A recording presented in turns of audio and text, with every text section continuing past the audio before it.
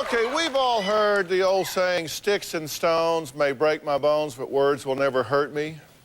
Well, what if hurtful words were posted on the internet for the entire world to see and never erased?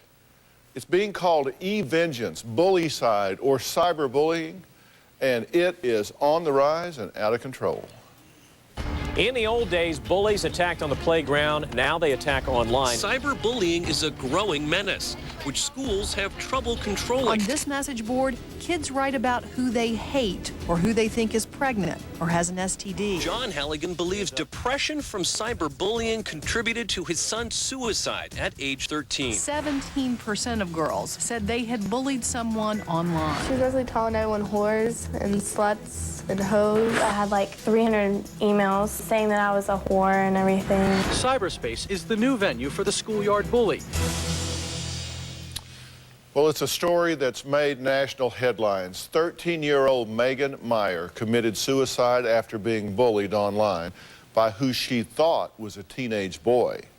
But little did her parents know at the time that the bullying actually involved their adult neighbor who lived just 4 doors down. And the whole thing, the whole person she was talking to on the website was a hoax. It was a made-up person. Take a look. On October 16th of 2006, my daughter Megan hanged herself in her bedroom. Megan was 13 years old. Megan had a MySpace account, and she had become friends with a boy named Josh Evans and corresponded for roughly 4 to 6 weeks. Megan received a message from Josh Evans stating that he did not want to be friends with Megan any longer, that he heard she was not a very nice person. Megan was absolutely getting bombarded with these insults. And she said, "Mom, you know, they're just being mean to me online." I was aggravated, so I had my voice raised with her. You knew better than to stay in the MySpace. You knew the rules. She was really upset, and I said, "Megan, I am really disappointed with you." And she said, "You're supposed to be my mom. You're supposed to be on my side." And she took off running upstairs. And those are the last words that she said to me. Tina came into the kitchen, and we were talking about basically why was Megan on the computer. Then all of a sudden my heart just dropped. I just had this horrible feeling. I turned around and took off up the stairs. I heard this god-awful scream. I ran upstairs into Megan's room, and she was hanging in her closet.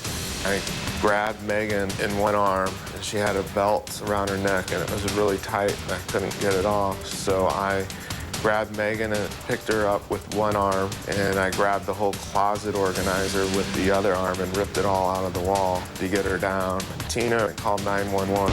Okay, what's going on there? My daughter just hung herself. Tina and I rode along in the ambulance with her, and we got to Children's Hospital, and they put her in the ICU. October 17th, on Tuesday, she finally passed. They took all the cords and IVs and everything off her. We just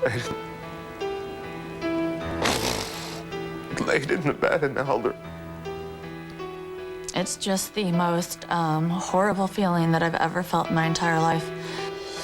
About 6 weeks later, we received a phone call from a neighbor down the street. She told us that she had information that the neighbor, Lori Drew, was responsible for creating this fake MySpace account.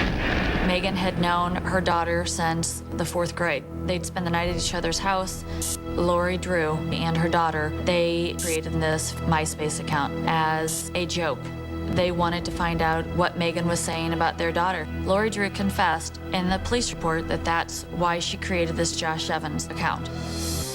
I do blame Lori Drew for what happened to Megan, without a doubt. We were connected with the FBI, and through the investigation, we found out later in the spring of 2007 that there just was not a law that they could fit it into. The Drew family totally played us like fools.